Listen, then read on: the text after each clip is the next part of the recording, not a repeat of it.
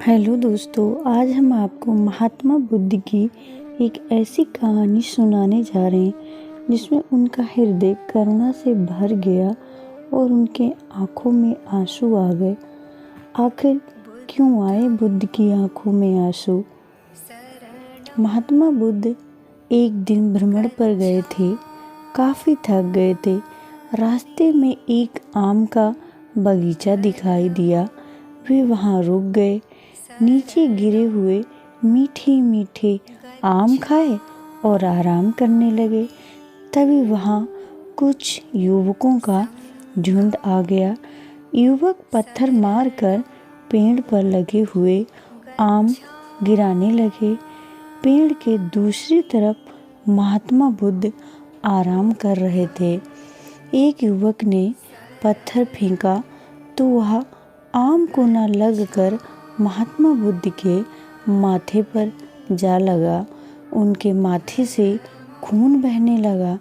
यह देखकर वह युवक बहुत ही भयभीत हो गया और अपराध बोध से ग्रस्त होकर बुद्ध के पास आकर उनसे माफ़ी मांगने लगा।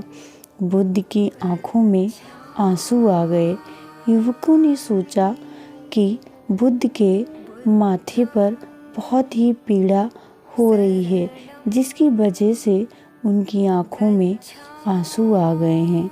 वे उनके चरणों में गिरकर उनसे माफ़ी मांगने लगे, उनसे क्षमा करने का अनुरोध करने लगे।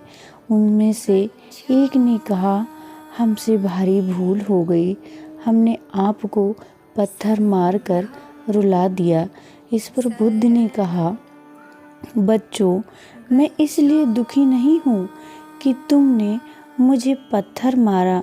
मैं इसलिए दुखी हूँ कि जब तुमने आम के पेड़ पर पत्थर मारा तो पेड़ ने बदले में तुम्हें मीठे मीठे फल दिए, लेकिन जब तुमने मुझे पत्थर मारा तो मैं तुम्हें कुछ अच्छा देने की बजाय केवल भय और अपराध बोध ही दे सका। इसलिए मेरे आँखों से आंसू आ गए। बुद्ध की बात सुनकर वो लोग बुद्ध के चरणों में गिर गए और कभी भी पेड़ों को चोट ना पहुंचाने की कसम खाई।